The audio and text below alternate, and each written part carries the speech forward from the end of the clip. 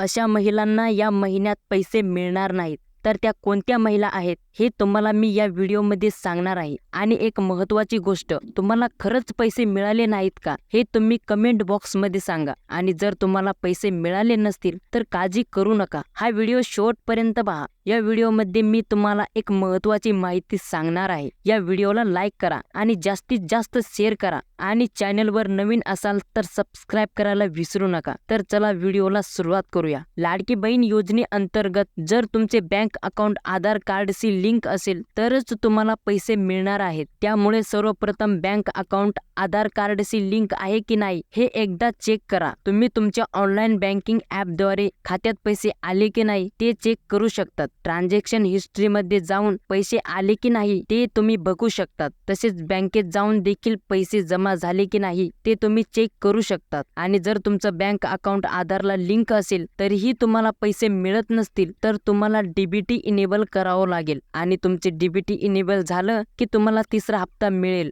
जर तुम्हाला DBT enable करायचं असेल तर तुम्ही बँकेत जाऊन नोंद करू शकतात। माता आणि भगिनींनो, तुम्हाला या महिन्याची शेवटची संधी आहे। ज्या महिलांनी अर्ज भरला नसेल तर त्या महिलांनी 30 सप्टेंबर पर्यंत अर्जाचा लाभ घ्यायचा आहे। जर तुम्हाला ही माहिती आवडली असेल तर व्हिडिओला लाईक करा आणि चॅनलवर नवीन असाल तर सबस्क्राइब करायला विसरू नका। धन्यवाद।